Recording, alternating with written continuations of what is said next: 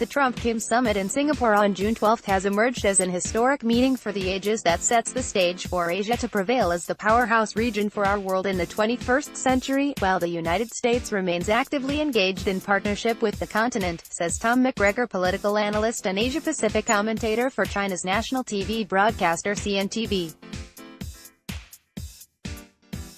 According to the Beijing-based analyst, Kim Jong-un's decisions to move forward on global peace took tremendous courage on his part and he deserves praise for doing so. At the same time, McGregor highlights that those critics who are blasting U.S. President Donald Trump for even holding dialogue with Kim are either blinded by political partisan lunacy or fail to comprehend why diplomacy should play a crucial role to resolve international disagreements.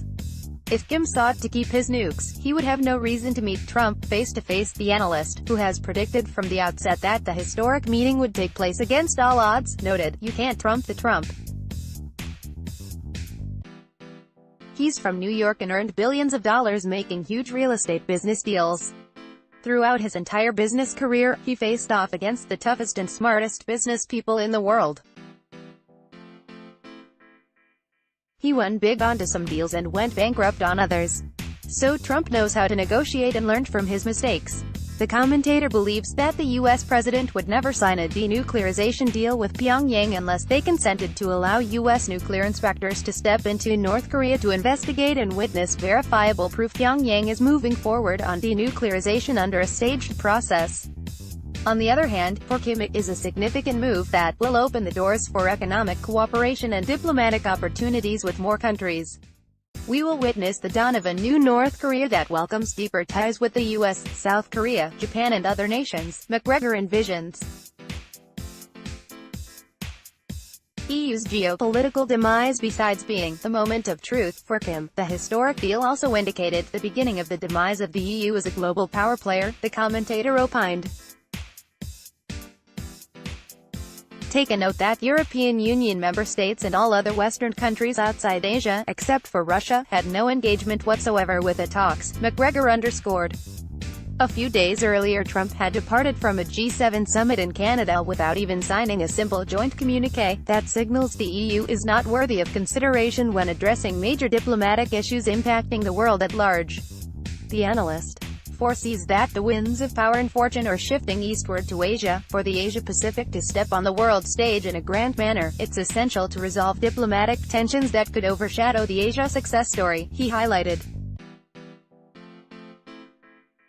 Asia-Pacific countries can generate momentum for global economic growth and diplomatic influence by ensuring peace on the Korean peninsula, and that can only move forward with full denuclearization there. Bolton, Giuliani's comments, not an issue anymore. McGregor recalled that Trump's critics had been depicting gloomy scenarios for the Singapore summit. Furthermore, the expected meeting has been repeatedly overshadowed by controversial and somewhat undiplomatic claims by the U.S. president's aides. First, National Security Advisor John Bolton remarked that North Korea should go in the footsteps of Muammar Gaddafi's Libya during its denuclearization process, prompting outrage from Pyongyang and an exchange of tough statements between the two capitals. Second, just a week before the historic summit, Trump's lawyer Rudy Giuliani claimed that Kim Jong-un got back on his knees and begged for the meeting after the U.S. president canceled it. As it turned out, both claims had nothing to do with reality. McGregor insists that that's a non-issue anymore. The U.S. wanted NK to denuclearize and Pyongyang wanted friendlier talks with Washington, as well as an end to USSK war games, military drills that are held annually. Both sides got what they wished for at the Singapore summit and it's time for celebration, the Beijing-based commentator pointed out, ridiculing those who continue to repeat their mantra that Trump was fooled by the rocket man. Copyright Reuters, Susan Walsh, Poolu, S. President Donald Trump and North Korean leader Kim Jong-un walk in the Capella Hotel after their working lunch on Sentosa Island in Singapore June 12, 2018. Bumps in the road. Still, the analyst does not rule out certain bumps in the road during the implementation of the Trump-Kim deal. U.S. Congress and Senate are the wild card here, McGregor believes. The worst-case scenario being that Congress forces a legislative vote on the Trump-Kim agreement. Never Trump Republicans are likely to align themselves with Democrats to vote against it. Such a scenario would destroy improved bilateral ties between the US and North Korea, and Kim Jong-un would return to rebuilding his nuclear arsenal. However, according to the commentator, that would be nothing short of a suicide for the Republican Party ahead of the 2018 congressional elections. He opined that the Singapore summit has just won American voters' hearts, and they are likely to show their approval by voting in support of the Republican Party staying in power as the majority in U.S. Congress and Senate in this year's midterm elections. But you never know, the GOP-controlled Congress and Senate might sabotage themselves and seize defeat from the jaws of victory, the analyst added. If Trump prevents them from doing something stupid, the implementation of the U.S.-North Korea agreement will move forward with fast and steady progress, he believes. China emerges as big winner. According to the analyst, Beijing could also be regarded as a big winner, which has become a byproduct of the Singapore summit. McGregor recalled that in 2017, the U.S. president asked Chinese President Xi Jinping to help denuclearize the Korean peninsula, dropping the hint that in exchange he would reduce trade pressure on Beijing. Now that the U.S. and North Korea have struck a deal, one may expect Trump not moving forward on a trade war against China, McGregor suggested.